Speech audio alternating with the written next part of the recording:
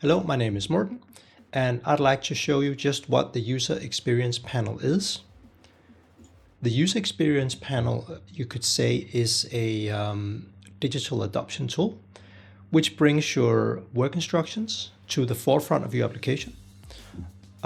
We are launching it for all Dynamics 365 platforms. So that's Finance and Operations, Business Central, and Customer Engagement. And we're also launching it for Acumatica at the time of this video going live. In CRM, I have my User Experience Panel up here. This brings help directly to the forefront of the application without me ever having to leave the user interface.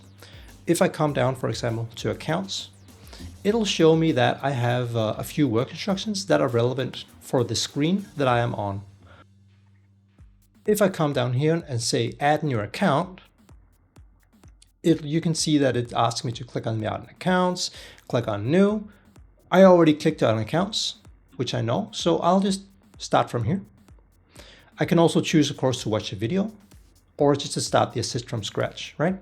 I'll just start from this point here, and it's going to tell me to click on new and, of course, go on with the journey of this work instruction here. The video looks like this.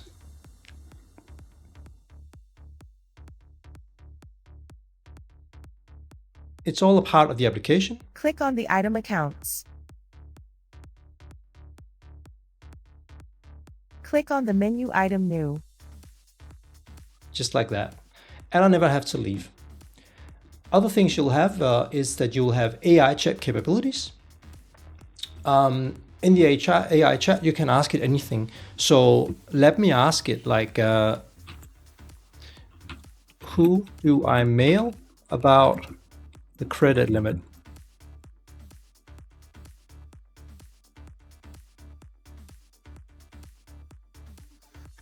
It will then tell me based on, here is a work instruction. It shows me how can I adjust the credit limit as a work instruction. And it also tells me who I need to email, which is written up here, which you can see is then from a PDF. You can always also index PDFs and analyze them for AI chat capability, which is super awesome. All within the comfort of your user interface. Your users do not have to leave at all. Coming back to the interface here, you also have notifications. Notifications you can tailor directly to specific groups of people. The groups of people are defined in customer engagement are defined by their roles, which are then being linked up to segments in your structure in ClickLearn. So you can send out important messages to people, or you can remind them of new upcoming stuff or changes to their flow or changes to the organization, whatever. So it's a super nice tool of staying up to date. Also, the tracking capabilities of ClickLearn will show you how many people saw the notifications. So you'll actually know if people are viewing them or not.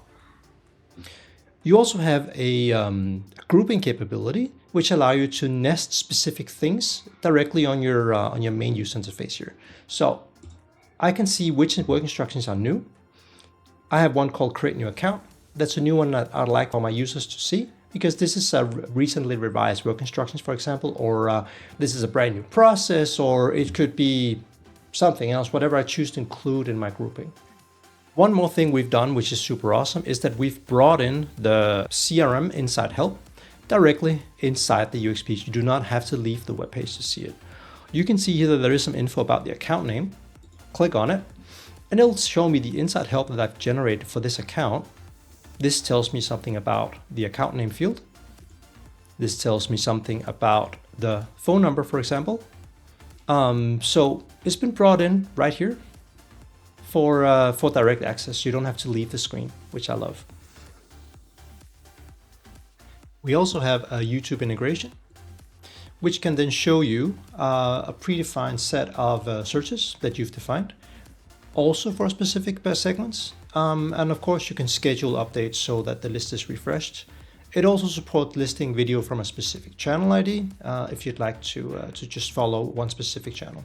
And of course, the videos you click, they also play directly in the user interface without leaving. If you'd like to learn how to use Dynamics 365 Sales. So again, never have to leave the UI. It's all available right here. Collapse and expand at your will. But yeah, that's just quick and dirty on the user experience panel, and I hope you'll enjoy it. Hello and welcome to this Morten's Corner. This Morten's Corner is called From Zero to UXP, and it will explain just that. Basically how you come from nothing to your first UXP project. In the scope of today, we'll be talking a little bit about what the UXP is. We will create a UXP project. We will also convert an existing project to UXP. We'll look at a bit about look at the user experience. So what the user experience is when they use the content you've generated with UXP. And then we'll come back to the screen here and we'll talk a bit about best practices for the different elements that comprise of UXP. And then I'll just shortly talk about how you can deploy the UXP extension using a group policy. So that's of course more for the admins in this conversation. So, creating your first UXP project. You will come up here and say create project. Then you choose your type. It can be a content project or it can be an Inside Help project, of course. I'm going to go ahead and create an Inside Help project because I want to demonstrate some of the capabilities of the CRM Inside Help, which is also going to be part of the UXP. So, I'm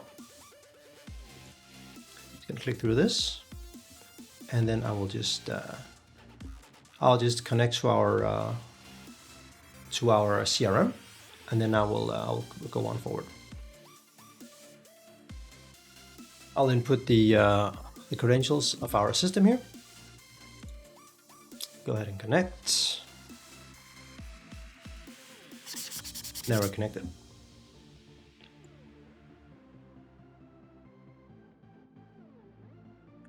For deployment, I'm not going to touch anything. I'll leave everything as is. Call it UXP 124. It's called, right? So create that.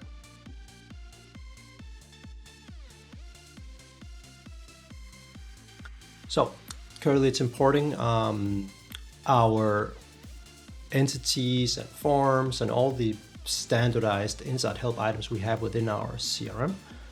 That's going to take a bit of time. Meanwhile, I created a partner project. So the way that you can structure your UXP is that you can also have external content that you're pulling in, right?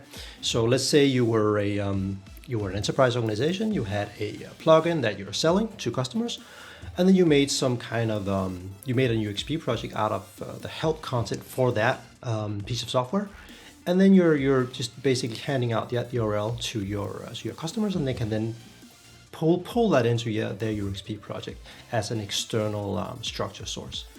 Which is pretty cool. Let's go have a look at what's in here while we wait for the other one to import. In here we have a bunch of recordings.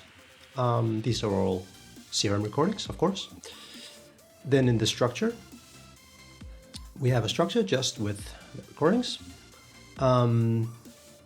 And asset-wise, we don't have anything other than the UXP configuration. And then we have the configuration down here. So, this is just a structure I've pulled in, and that's pretty much it. I have no other sources.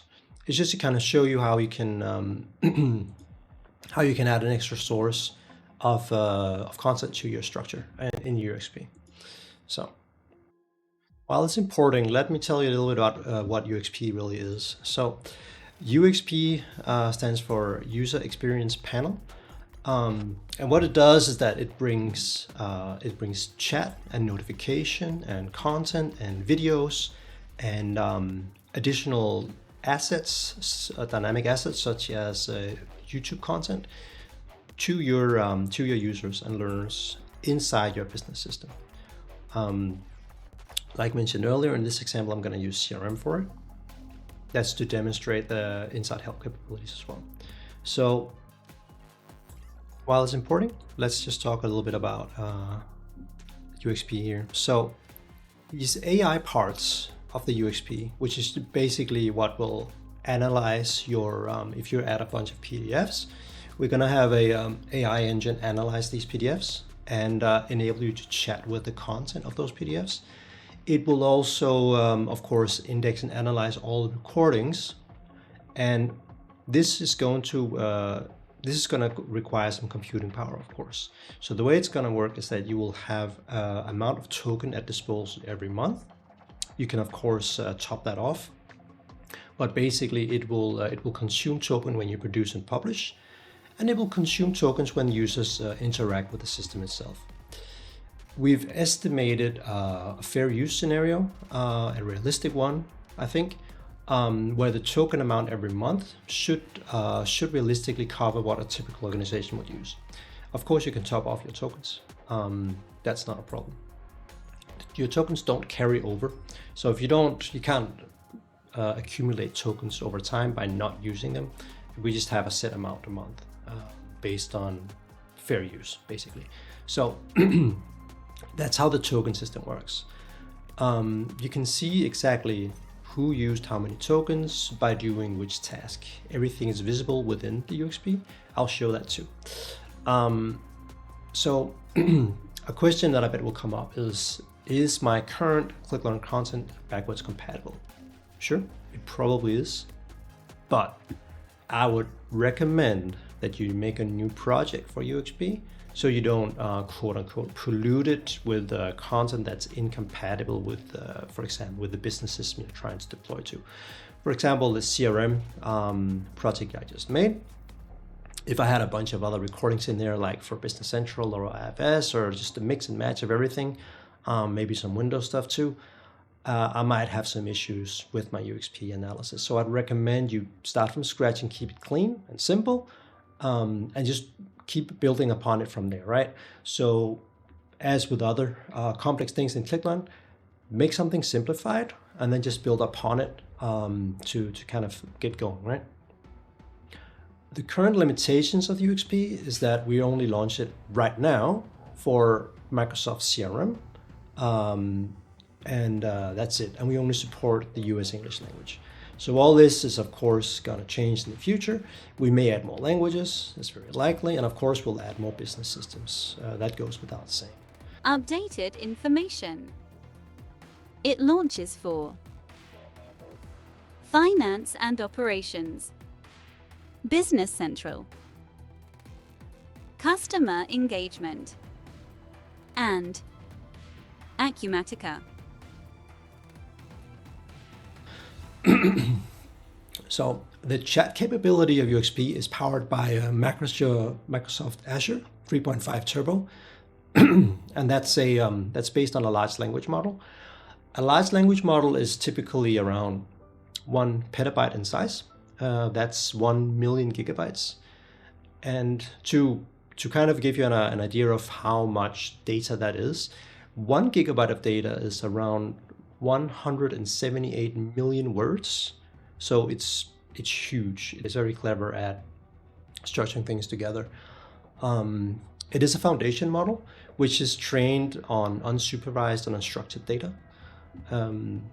You might know other foundation models like DALL-E, which is used for image recognition, and Copilot, which is used for coding, it's called a code model. But yeah, it's quite exciting to read about this AI stuff. If you have any questions about it, go ahead and leave them on the community, and I'll do my best to answer or send some cool videos your way or whatever you want. So yeah. But yeah, we're basically using AI, of course, to power the chat and to do all the analysis of the documentation. Since it's based on Azure, all your content remains within your sort of capsules, so to say. So whatever you upload, it's analyzed within your with your own sphere. It does not. It's not used elsewhere, right? So it's all kind of confidential within your own language model. So that's how we made it. And that's how Microsoft made it. Actually, we're just using it. So that's how that works. And of course, it's Azure GPT-3 Turbo. And Turbo just means that it's a rapid response protocol. So it's fast. It generates responses very, very quickly. All right. Well, with that out of the way, I think our content project is done. So let me go ahead and pop that open.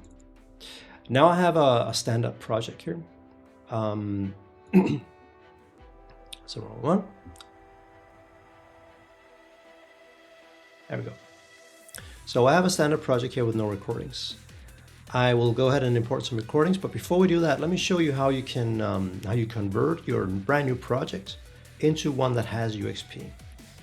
Come down to settings, click on your publishing template. Go ahead and click on portal here. And then you just enable the user experience panel down here. That's it. That's all you do. Since we're here, let's just look at some of the settings available. You can set up a color. For now, that's it. Basically, you're changing this this background color here. I really like the blue one. I think it's easy on the eyes. It looks really good on my screen, so I'm not going to change it, but you can if you want to. So of course, if you have a corporate color or corporate identity that should be another color, you can just go ahead and choose that. So by enabling the UXP settings here, you'll see that I get two new icons over here. I'll get the user experience configuration, and I will get the user experience notifications. Let's go through some of the notifications first. So what I can do here is I can create new notifications, and I can choose which kind it should be. So intrusive, that just means that it's coming up when you come into opening up the UXP. You're gonna have a pop-up in the middle of your screen, and you'll not be able to move on with your life before you dismiss that pop-up, right? So it's very intrusive. It's right in front of your face, and you cannot ignore it. It can be a little bit, as the wording says, intrusive. It can be a little bit annoying. Maybe even some users might find it intimidating that something just comes up and screams at them in their face. So yeah, think about when you use it. Then you have a subtle pop-up. The subtle pop-up is basically just showing you that there's a little tiny pop-up down here in the corner of the screen, and it'll show you that there's something new. Then you have a sidebar. That's like notifications on your phone, right? If you hover over one of your icons on your phone, you see a little number, hey, something, there's one new notification here. That's basically what that is. So let's go ahead and set up the intrusive one. Oh yeah, and we have annotated help and feature tour coming as well. The specifics of these I'm not so familiar with. The annotated help, as far as I remember, it's like an annotated screenshot that can kind of help you with the layout of the UI of the application. The feature tour is you can, let's say you launch something new, you launch a new add-on for your business system, for CRM, for example, and then your feature tour will say, hey, there's a new feature ready for you. Here you go, let's have a look at it, and then it takes you through and explains about the new feature that you now baked into your live system or to your dev environment or like whatever you do, right? So it kind of takes you by the hand and show you the new stuff. That's, as far as I remember, that's how they are supposed to work, but they're coming soon, so we'll see. Let's go ahead and make an intrusive notification here. So it kind of shows you how it's going to look. Middle of the screen, right? Here it's like down in the corner, a bit more acceptable. And here is just a little notification that you might honestly miss. So depending on the importance, you may want to consider it, right? So let's say the intrusive one, let's call it system maintenance. So systems will be down in the week end of week, I don't know, 27. All right, and then we can put the dates in there if we wanted to. So here are some categories you can choose. If you have a lot of notifications, it's nice to have use some kind of categories for it. I don't know if there's going to be more of these or if we're going to have customizable categories, but these are the ones we have for now. It's called assigned maintenance. So this setting here is either it will be shown only once, or it will be shown until you dismiss it yourself. By default, you have to dismiss it manually for it to disappear. Otherwise, it's going to come up the next time you start the application as well. So let's go ahead and go to triggers.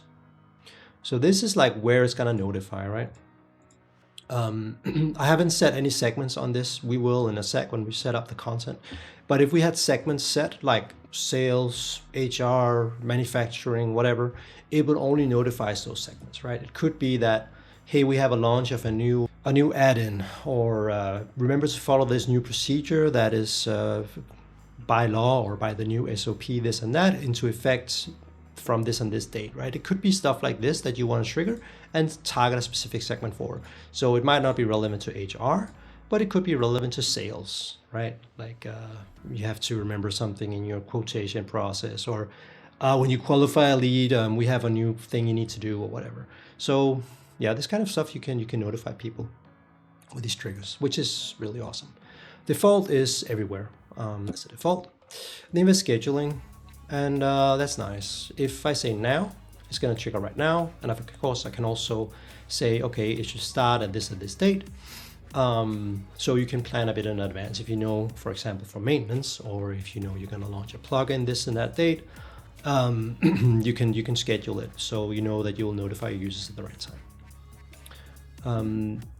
For the end date, until explicitly stopped, that basically means I'm coming in here and I'm stopping it here from ClickLearn, right? Or you can set it at a custom date time. So I'm just gonna leave everything at default and say set live. Now it's gonna be live in my system. You can see that it's active, and yeah, that's pretty much how the notifications work. Here you can of course also see the active users. Right now we don't have any because we don't have any for this project. We didn't even set it up. So the first thing that happens when you click UXP configuration is it's going to detect that you don't have a config file for UXP, and it's going to actually want to create one using defaults. I'm going to say yes. I would recommend you do the same. You can kind of see how it works by default, the default layout that we've decided we think is good. And then you can of course say no and build your own when you get more experience, right? So I'm just gonna say yes. Now it's gonna want me to create a segment first, and that's fine. We'll go ahead and grab some recordings for this project, okay? So I'll say import recordings, and we'll grab some from find a CE project somewhere. This one. Let's grab these 4.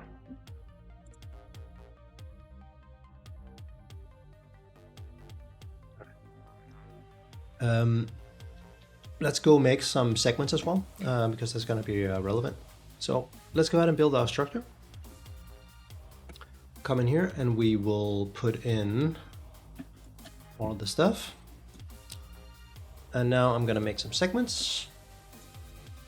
Let's create some here. I'm going to create one called finance, general and finance. So general and finance.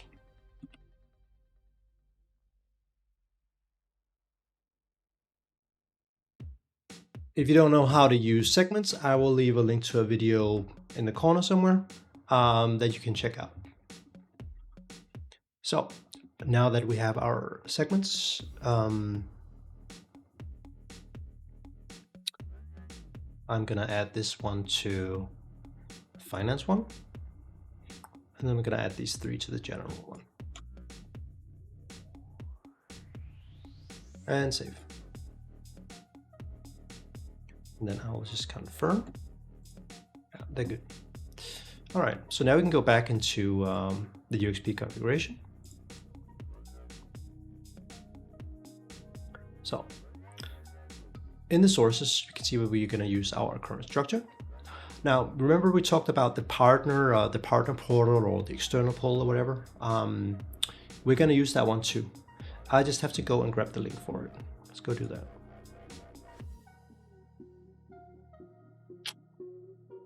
So this will then be the link that my vendor or the partner or whatever gave to us. So let's go grab that. And of course, the project has to be a UXP enabled project, otherwise it can of course not work. So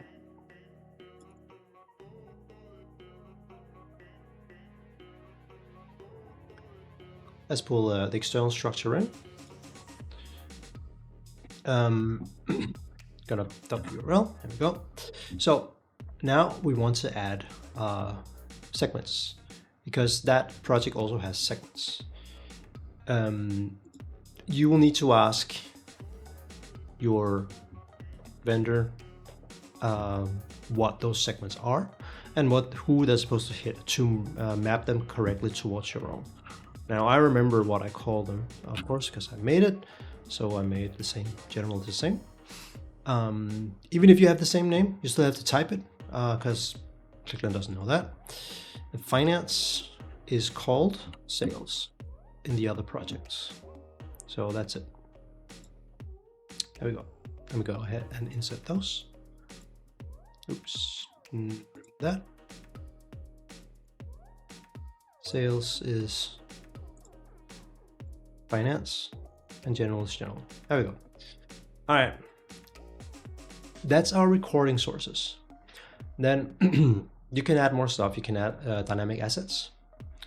A dynamic asset, you will have to, before you drag this in, you will have to create it first. Let's go ahead and do that. I'm going to go ahead and click on new. And I'm going to make a new dynamic asset. And my the asset is gonna be YouTube. I'm gonna have some YouTube videos linked here. Back to spell. There we go. Select template. That's mandatory. I have to. We have CRM crawler. It's coming soon. It's gonna be. I believe the point of this is gonna be grabbing different records and stuff like that for CRM. And also using some CRM standardized help. But don't quote me on that. We'll see when it's live. Then we have the YouTube crawler. Let's grab that. So go ahead and click on continue. So for the YouTube crawler, you'll need an API key. I'm going to leave a link in the community post below where you can configure your API key.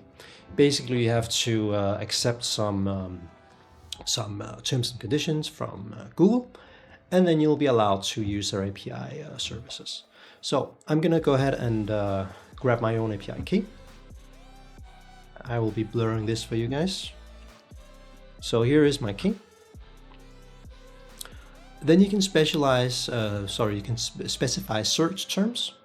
So what do you want YouTube to search for? I wanted to search for CE and CRM, and I wanted to return, you can up to 50 results. I'm just gonna say 10. That's fine by me. Then you can order the results, of course. You can order them by date, rating, view count, stuff like that. Let's sort them by view count in this case. And then you can have a region code if you want. If you want them to have a specific language coming back, then you can do that. Then you have the API language for the video itself. And then you have safe search, of course. I don't think we're gonna hit with CRM and CE. I can't imagine we hit anything we shouldn't. But you can, of course, do, if someone flagged the video in terms of its rating, you can specify that here. I'm just gonna leave it as default. If you know the channel ID, you can put that in as well. Basically, what this will do is it will restrict your videos to be only from that channel, right?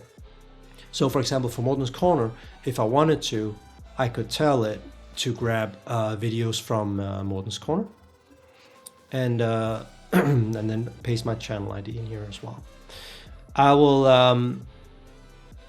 I'll leave a link on the community as well on how you can find the channel ID, but basically it will probably be an external website which passes a YouTube link into a channel ID and grabs it for you. It's easy enough to find your own if you have your own YouTube channel. That's just in your Creator Studio or whatever it's called.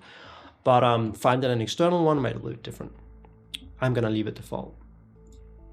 So here you can tell it where to show it. I can choose to show it on all pages, and I can choose to show it for a specific audience. Right? I'm gonna say that I want it for all. Right? I'm gonna flag those two. Yeah, that's it. I'll go ahead and click on next. And then of course you can schedule updates, right? Because when I click on produce in this project, it's gonna grab those YouTube links for us and it's gonna include them in the UXP configuration. What of course I can do is I can make it dynamic, and it can then refresh those searches daily, so that they're always up to date, right? I'm gonna tell it to just do it daily. I am gonna tell it to end in a year.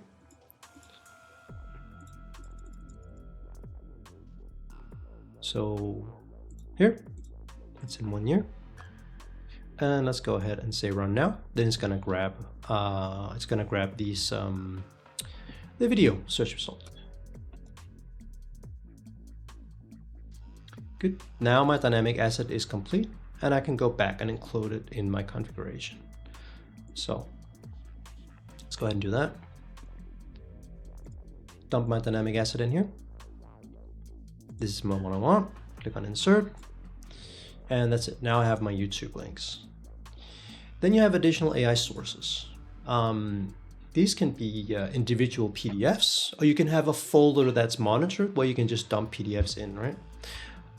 Let's say I want a folder, then I can just add multiple PDFs along the way of my project's lifespan. So I'm gonna make a new folder here. Let's call it PDFs.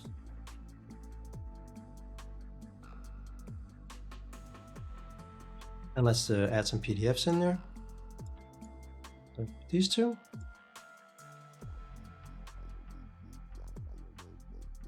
I'm back to the UXP configuration, additional AI sources, and then I'll add a folder, which is then my PDFs. All right, insert. And of course, I can also choose which segments this should be relevant for. Go ahead and do that. So I can choose all segments, or I can filter the ones I specifically want. I'm just going to select them all now. Click on update, and let's say changes. There we go. So that's the sources, your recordings or your structures. Of course, you can add more than one external structure if you have more. Your dynamic assets, those were your CRM crawler and your YouTube, and more to come. And then your additional AI sources, for now, these are PDFs, either by files or by folders. Then we have the tab config. So this is how it looks by default. You have your AI chat, your home, and your notifications. And I'm gonna make one more. I'm gonna make one for YouTube. So this will be some contextual content, and we're gonna call it YouTube. Create a tab. Now, once I created the tab, I have to configure the tab itself. It has missing sources, doesn't know what to display here because I haven't told it. So the sources is going to be, I'm going to have to add sources. I want my YouTube. That's my dynamic asset, right? You can also say how it should look. You can have descriptions and stuff like that. And how it's going to be behaving when you click around in it. I'm just going to leave it default. So we had our YouTube link. I think one result is a little bit too little. Let's have 10. So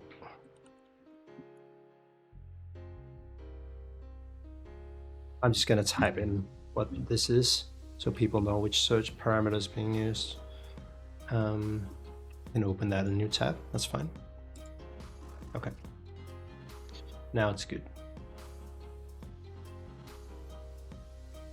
All right. So now we've added our YouTube video. So basically what I've done is told you use the YouTube dynamic asset. I want it to appear as a light bulb. I didn't describe it, but I could say it. I'll put in the search phrases. I'll say CAE and CRM searches from YouTube. Okay, 10 results, and I wanted to open a new tab. Save that. Okay.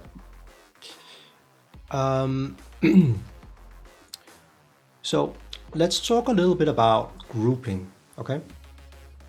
You can use filters to enable different groups. So let's go ahead and add metadata to the project, and then we'll apply some metadata to some of our recordings, and then we'll make a group for them using the filters. Okay, so let's come here to settings, and let's go to manage metadata, and I want to add metadata. So I'll add our two standards description, which give you access to the alt title, and then I'll add the document one here. All right, and then I'll add the UXP metadata here. Okay, so let's go ahead and mess with that. Save changes. Let's go to this one here, create a new account. Let's go to the metadata, and let's fly over to the UXP. We're gonna call this what's new.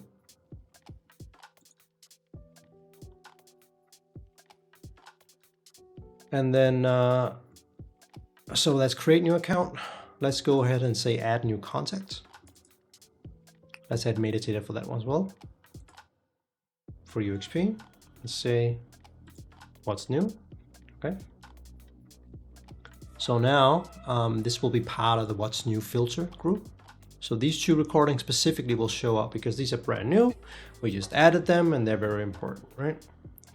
Let's go ahead and do the same for the other projects, so we can pull in for the cross-referenced project for the external structure in the partner portal. Okay, so we'll do the same thing. Come down to metadata.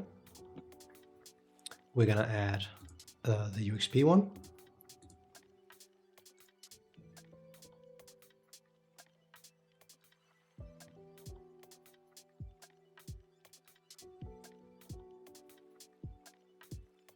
And let's go ahead and flag just one recording. Show opportunity chart. Yeah, let's do that one. And this is also new. Okay, save that.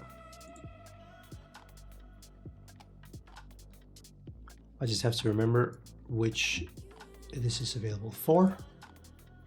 This is for sales. Yeah, we'll see how that flies when we stitch it all together here. So, come back to our project. And then, let's go build that group. In the tab configuration, we're gonna do config on the contextual content for home. I wanna add a new group. So we'll call the group new instructions, descriptions,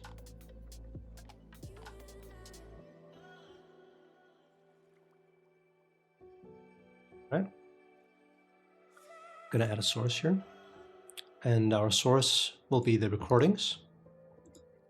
The appearance can be, we'll just keep it at light bulb, doesn't matter. Max results, let's keep it at keep it low at 5 or something. Keep it in the same tab, that's cool. Add source, and let's click on filters. Let's add a filter.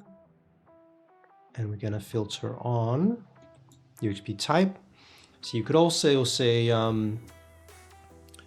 anything which has a revision date, which is a specific date, right? For example, you could have something from, I don't know, yesterday. If you knew you were revising a bunch of stuff yesterday, you want to show all the new ones to be available there. I'm just gonna use this one and say what's new, because this is definitely an easy way to manage it, right? That should be it. That should be the parameter that defines whether or not it's being shown or not, right? Let's go ahead and save that. So this is a really cool way to show people that something's new. Now, then you of course have the order, and that's just the order in which they appear. So you have home, chat, notifications, YouTube. So depending on which you want, where you can then drag them around. I'm just gonna leave it at default. This is fine with me. Let's come down to the panel settings. So here you need the application ID. If you go into CRM is our example. We established that a few times already. If you come in a CRM and you go to your your apps, each of your apps is gonna have an application ID, right?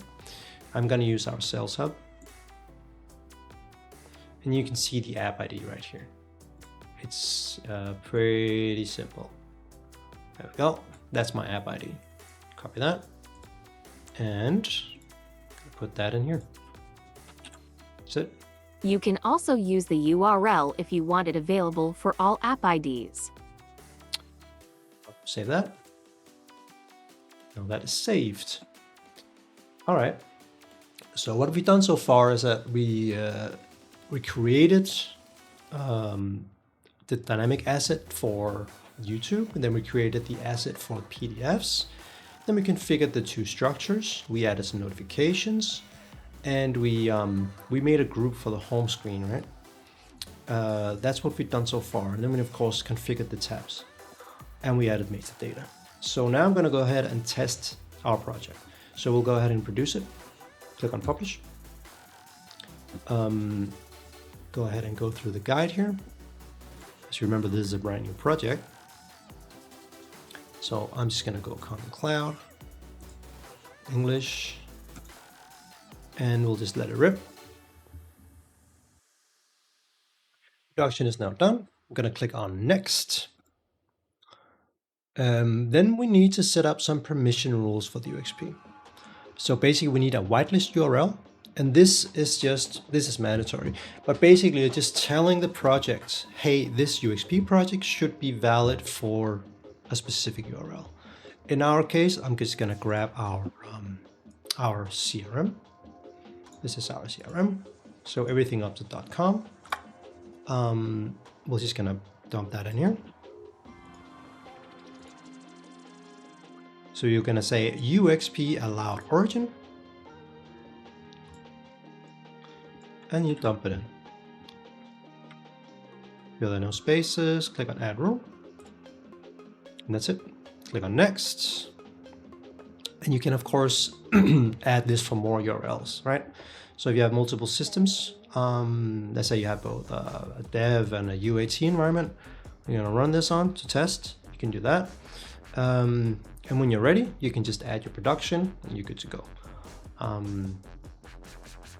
Likely you would want to republish at that point, but yeah, that's how you do it.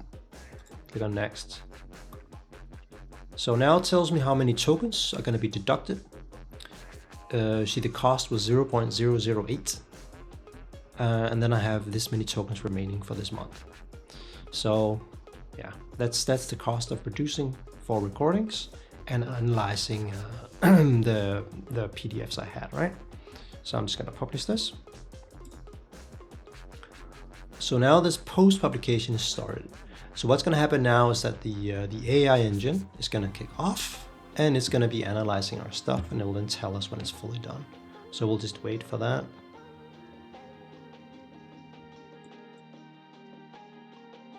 All right. So now we're just waiting, and we'll see when it pops up with its finalized state. So now the post publication is completed. That basically means the AI engine is done doing its work. Now it's good. It's ready to publication, right? So all we will do for the UXP project, and this is so easy. If you've done any other publishing with ClickLearn for specific content, then you'll know. But all we'll do is that we'll just copy the English link, come into CRM, click on the UXP extension, and you just paste it in. Click continue, and that's it. Then you just refresh the page. So after restarting the browser, you'll now see that our system maintenance notification pops up. You'll see that it was posted 48 minutes ago. That's when we made it, right? And the system will be down in week of 27. If I close this, it'll reappear when I restart the browser. So here I have, let's go to accounts, because you saw I had some stuff in accounts. Nothing shows up. The reason is that We did not map the CE security roles. So I realized we made a mistake.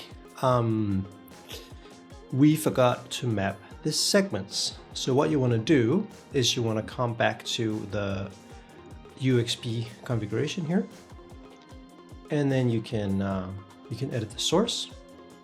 Now here you have to choose the user role in your CRM, and you have to choose which segment that corresponds to, right?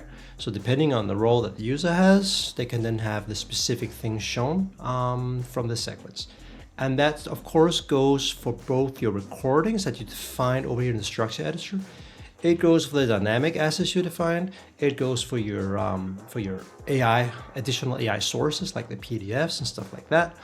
And of course, it goes for your tab configuration when you also define which segments can view what. So you have to find your user roles.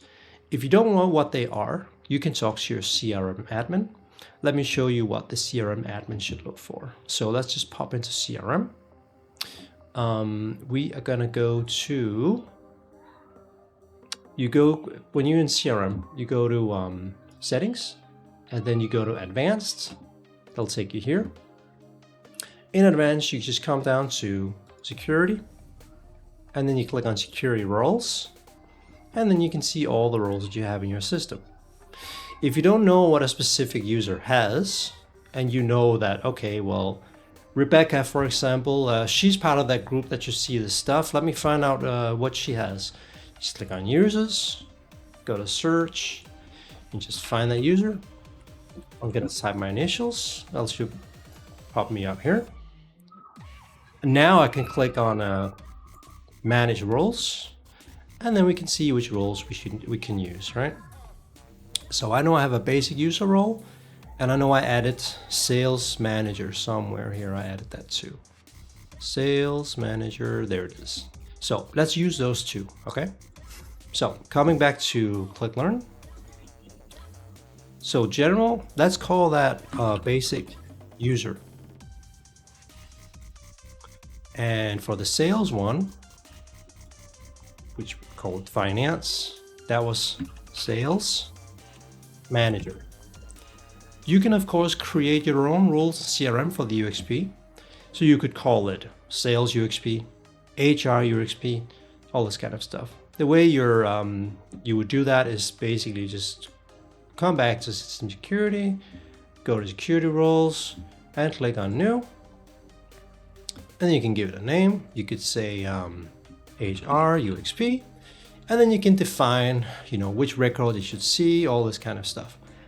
I'm not a CRM admin, but if you were to do this, look at some of the other roles. Which definitions do they have, and just make a role that you think would kind of mimic those permissions so that people can do what they need to do without having too much or too little, you know, just completely perfect role. That's basically what you're aiming for, to be completely honest. There are other ways to manage this kind of stuff, which is much easier. But I will let you talk to actual CRM people in order to do that. That's not really my expertise at all. But that's how it's done. So now that we have defined our roles, gonna go ahead and update. So now we mapped our segments here. And these segments down here, as you remember, they're referring, it's external segments out in referring to our internal ones, which are then again being mapped to roles. That's how it works. What I didn't talk about before was duplicate management. So if there are duplicates, it will either consolidate by file name or metadata, right? There's a little explanation here. And the same for metadata. You can map metadata. So if I click on plus here, then I can see my internal metadata. This is all the metadata we added, right? We have our alt, title, and description. Then we have all the document metadata down here. And in the very bottom, we have the UXP type, right? So we can also map external metadata. I just added the UXP. That's all I added. So let's go ahead and publish it again, and let's see if this changes things.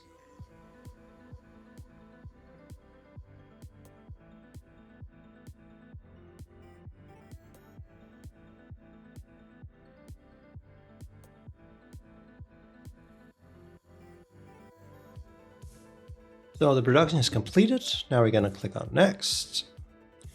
And let's click on next here, and we'll wait for the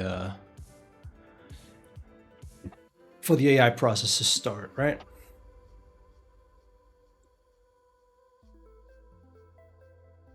So open application started, and yeah, it's gonna take a bit of time before it's ready.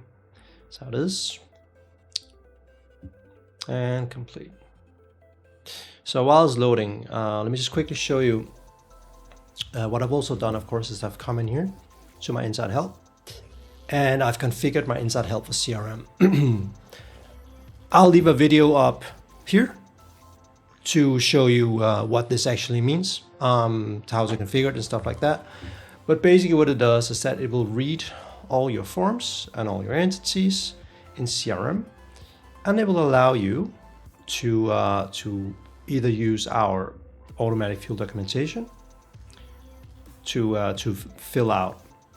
This comes from the template down here, but basically just it fills out like a predefined steps. For example, account, you need identifier of the account. You could write something else here, right? You could write it's important that you fill it out, right? That's it. You could even add a recording down here if you wanted to. You could say, please check this. You do stuff like that. That will then show up on the entity account. So that's it. Let's just see how the publication is going here. Okay, it's completed. Let's go ahead and publish it, and let's see what happens. Take my link, and let's pop back into CRM.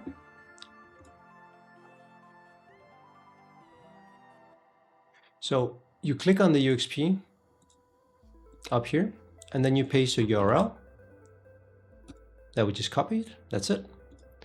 And then your UXP is ready. So let me just restart the browser. One sec. Browser is restarted. I click on CRM here. So the first thing that's going to happen is that our notification is going to pop up. So this was the system maintenance one we made. Systems will be down in the weekend of week 27. All right, cool. This notification will stay until it's being cleared from the UXP, right? Meaning I have to come in here and clear it out in notifications as an admin. So this is active, right? I'd have to end it, basically.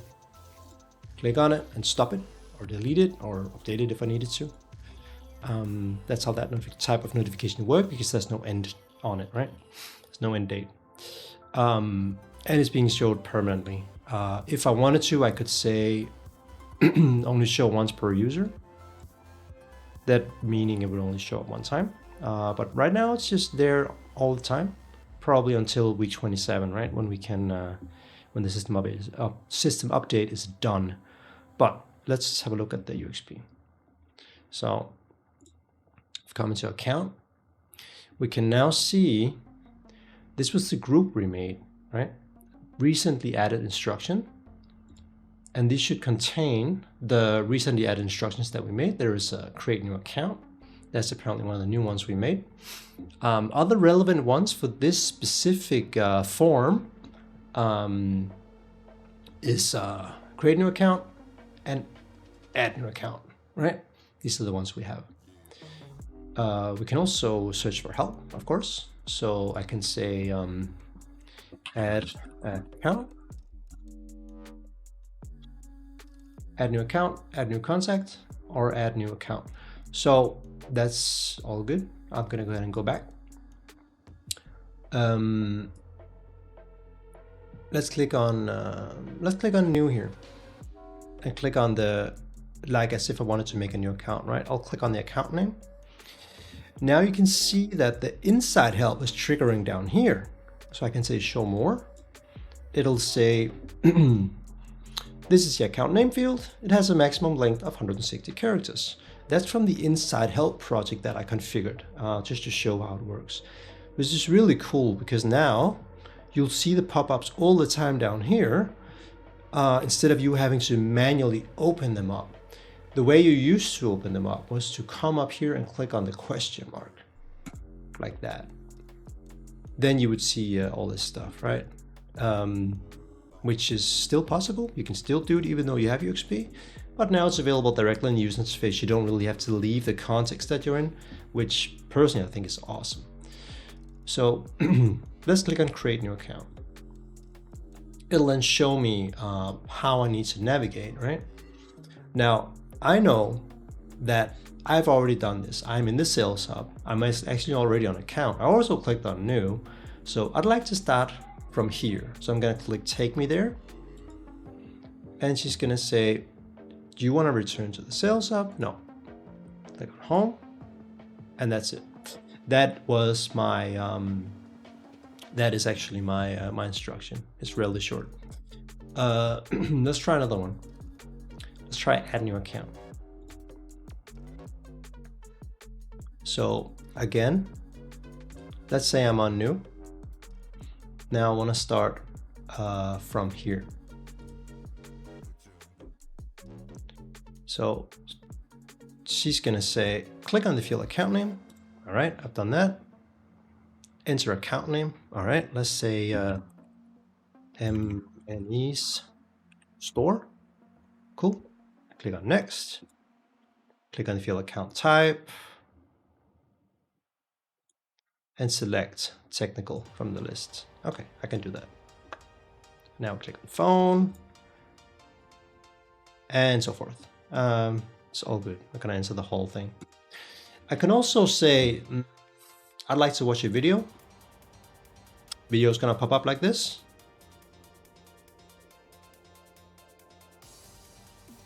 Click on the item accounts. Click on the menu item new. Cool. So the video is running. That's really cool. All without me ever really leaving the page that I'm on or going to a new tab or anything. It's just available right here, which is super nice. Let's have a look at the chat options here. Let's see what you can do.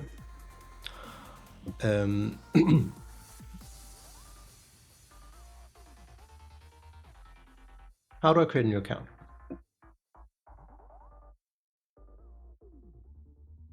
So now the chat is telling me, basically just telling me how to follow the instruction we made here, but she's kind of, he or she is kind of summarizing it up, right? So she's abbreviating this, I think it's about a 6-page instruction, something like that, into just all these phrases here. And then of course I can click on the link and it will take me to the right place, which is really cool.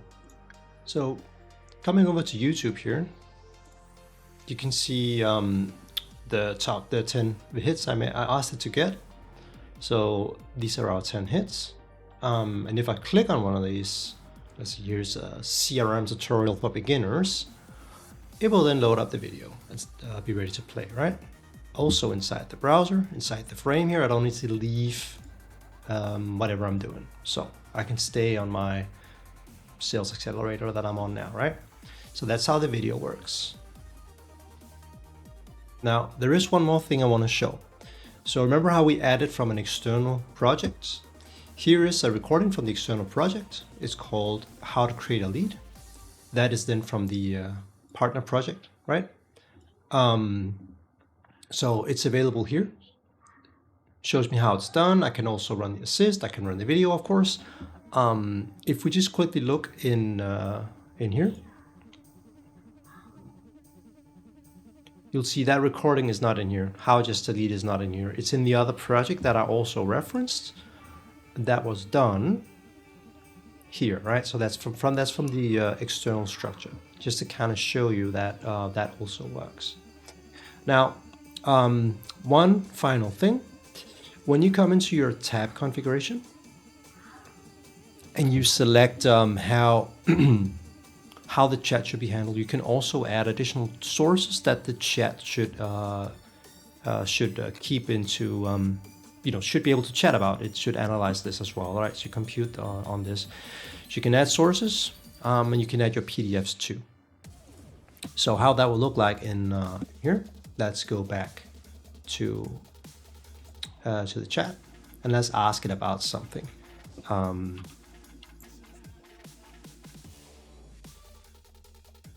Who do I email about the credit limit?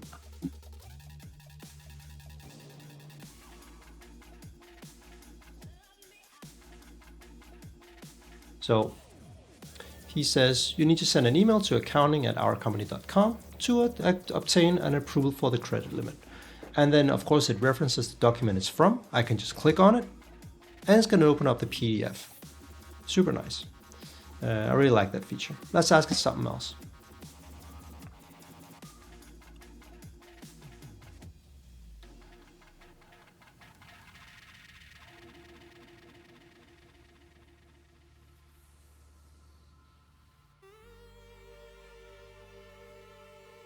So here it's telling me that I need to adjust the security roles based on this document here.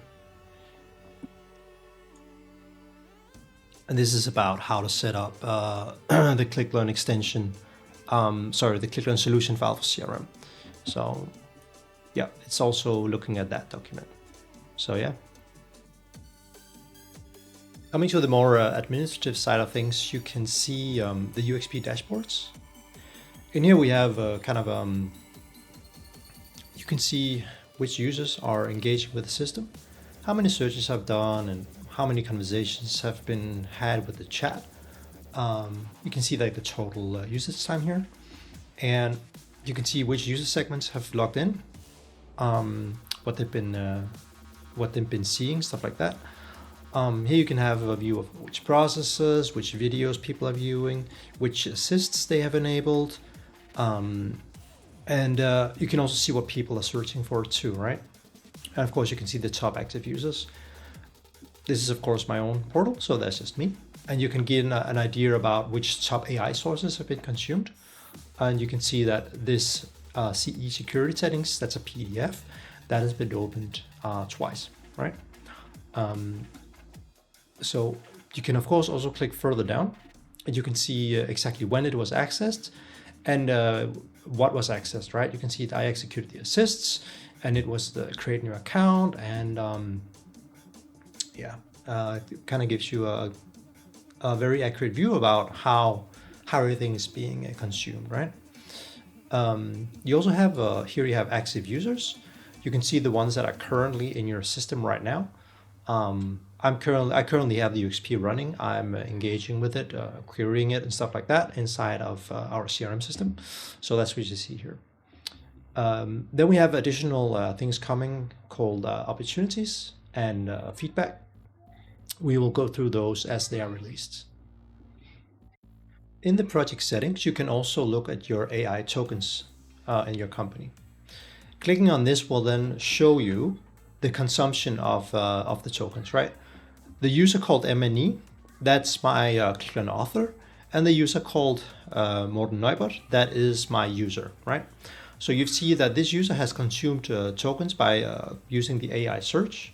You can see the amount, exactly when it was done, which project is done on.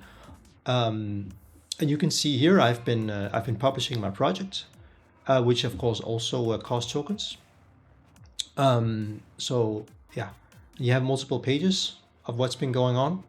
You can of course also export to Excel, because if you roll this out to an organization, you're probably going to have many pages of content. So it's nice to be able to filter using Excel, right? Yeah. Like I said earlier, the monthly token allocation is 100. And you can see that by reproducing and publishing and searching a bunch of stuff, I've used 0.29 tokens approximately, right? So yeah, it's not a huge consumption. And like I mentioned earlier, it should be pretty much fair use for most organizations. But yeah, you can keep a track of what's going on here. And of course, you have the Excel export, which is super nice. That about wraps up the admin settings for UXP.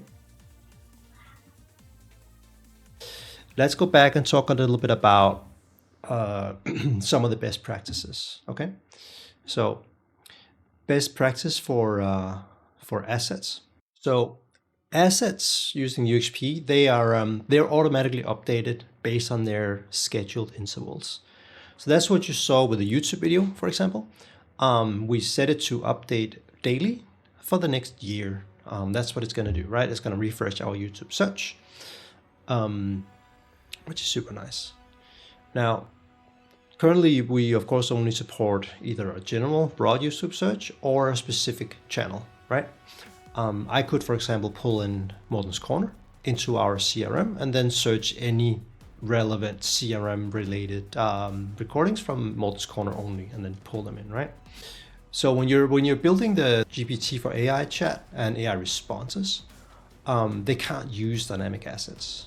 They can only use the additional AI sources, being, for example, PDFs, or you can talk to it about the different recordings that you have, right? So your work instructions that you've added, of course. The PDFs you could add could be, for example, old SOPs you might have in PDF form, which you may not have recorded with ClickLearn, but you still want it to be part of your content, right? So you could include them in your structure, of course, and you can also include them directly here in dynamic assets. So so you can talk to the chat about the content of them and how to comprehend it and stuff like that.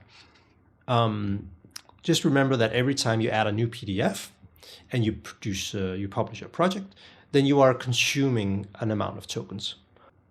When if you republish your project without making any changes to the assets, you're not consuming any tokens, like any additional tokens. I mean, because you already did the analysis of this content, and that's then the analysis that the AI chat and will rely on, right? So the machine learning is done. And of course, the larger PDFs you have, the more tokens are consumed. So yeah, if you have like, I don't know, a few thousand page PDFs, if you feel it's really relevant and worth it to use your AI tokens for them, go ahead. But I mean, just be sensible with the tokens you have allocated a month. Then we can talk a little bit about the notifications. And as you saw, we had the intrusive, we had the subtle pop-ups, and then we had the sidebar ones, right? And then we had the content settings in the bottom, where you could choose whether or not they should be permanent every time they log in, or they should just appear once, or if they should be on an interval, right? So if they should disappear after a certain amount of time. For best practice guidelines around the intrusive ones, I would only want them if you really need to inform a user of something urgently that they should not miss, right? Like need to know information. It could be a server interruption. Just keep in mind that like some people, they see something pop up and they are annoyed by it, so they just click it away. Some people react like that. So just keep that in mind, depending on which type of people you're dealing with, right? Some business units might react different than other business units. So you could also tailor your pop-ups to the segments, like we discussed. So they will appear differently to different types of people if you really want to get into the psychology about it. Then you have the subtle pop-up. It's less intrusive, of course. It's more like, it can also be need to know information because it's still popping up from the screen, but it's not as intrusive because you can work without it interrupting. You don't have to actively click it for it to go away. It's just kind of down there waiting for you, but you can still read the whole thing when you have the UXP panel expanded, right? And that can be for like scheduled system maintenance, stuff like that. Then you have the sidebar. It's more of a nudging type of notification. It's like, hello, I have a notification for you. Like the little number on your apps we discussed. I would use that for like nice to know information, not necessarily need to know stuff. You could, it's like when you want to deliver a message to someone, which is not urgent, but it's something that it's nice if they knew, yeah? It could be like there's a new version of the content or some new news related to your platform that you deploy to. So yeah, that's our best practice guidelines for the notifications. And then now we're going to talk a little bit about optimizing your recordings for UXP, and it can be a little bit difficult because there's many things you have to think about. That's also one of the reasons I recommend that you create a new project and just add a few recordings, just a few, and test them out, see how they run, because you have to be mindful of system roles, for example. If I recorded something in my sales manager role and I'm deploying that to everyone, also people who do not have the necessary items in their role, the assist will ask them, and it will show up, of course, it will ask them to click on things which don't exist. So the assist will say, hey, I cannot find this thing. It's not there, which is fair, it's not. So if you really if you wanna use the assist in your recordings, which is really awesome, you need to do some quality assurance of the assist. You need to run it, test it out for every single recording you have, make sure it can run through, that it's working as intended for an end user. You can use a user acceptance group to do some of this stuff if you want to, but ideally any recording should of course run through end to end with the assists. And things the assist looks for is exactly the same as the replay, right? So it relies on data. It relies on data being present, the stuff you enter. If you, let's say you choose an item and then you delete that specific record.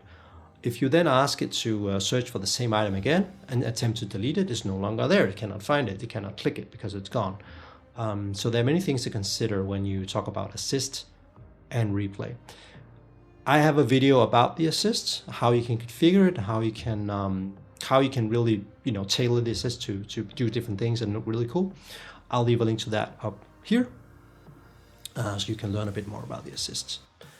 And I'll leave a link as well for the replay, some replay troubleshooting. It's just a short video. I'll leave a link for that over here as well, so you can watch that too if you like. Speaking of images, they are not supported in assist content.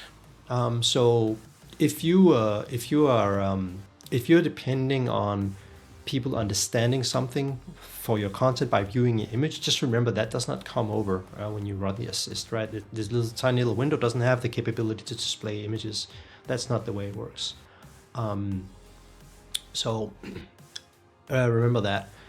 The video I spoke of about editing the assist, it also goes through like how you can tag up or like exclude content for specific roles or include content for specific roles so that it shows up not in the video, not in the writing, but only for the assist and vice versa, right? So you edit the recording with every single content type in mind. So I would consider that when I work with the assist for sure. And then general advice regarding the assist, this doesn't just go for UXP, but avoid like these massive large text blocks because the assist can only show so much text at a time. And if you have like a large text blocks, it's just gonna feel like a never-ending novel. And you sit there and you click on next, waiting for the actual action that is required from you, the end user. So unless you specifically need a long explanation about something, I would avoid it, because for an end user, it's annoying and it's a little bit off-putting, because you're like, well, what am I supposed to do when it's something required from me? Yeah. Now, UXP does not support multi-platform recordings, so at least for now. So you should avoid it when you work with UXP. So multi-platform recordings is like, now we went into accounts and we made like a nice overview of all the accounts we have. Let's do an export to Excel and open Excel. That part is not supported by UXP. The operation of opening up Excel will not work. You're welcome to tell the end user in your assist part, you will say, okay, well, go ahead and open up Excel and have a look at the whatever you just exported, and then come back when you're done. You can do stuff like that. But the actual step of opening up Excel, clicking around in Excel, that's not supported by UXP, because that's multiple systems, right? Same goes if you want to go from like from Outlook to over to CRM, or if you want to go from CRM to Business Central or to IFS or whatever you have. Currently not supported, don't do it. Other things you want to keep in mind, of course, is really, yeah, I'm going to mention it again. We talked about it earlier, but think a lot about the recording sequence and the data. So recording sequence could be like, I click on accounts, then I click on new, then I click on name, and then I enter the name. If I remove something, let's say I remove me clicking on new, then it will fail. The recording and the assist will fail, because if I don't click on new, it doesn't change the screen, right? So there is no way for me to click on account name to then enter the account name afterwards. So the sequence is important. So keep that in mind. That it has to be a logical step-by-step sequence that you should be able to follow for the assist to function. Same goes to the replay. So think about it when you configure your sequences and when you configure your data layer and stuff like that. Same goes for context menus. That's a common one. The one where the step where you, let's say you right click somewhere to get a context menu, and then you click on something on that context menu. People will sometimes remove the right click.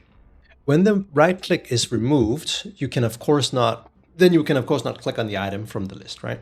And then finally, again, I mentioned this, but do test your assist experience. Test every recording that you have to make sure that it can run through the whole process, and it is for an end user that doesn't necessarily know the instruction, that it's easier for them to follow and they can still kind of manage without being subject matter experts, anything like that.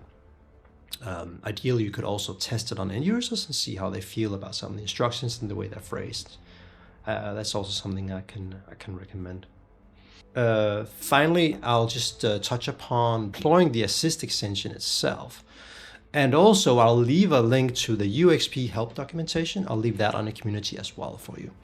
Let me just pull up the deployment guide. We actually made a deployment guide this time around. So here you can see how you can deploy the extension itself. This is done in the group policy management.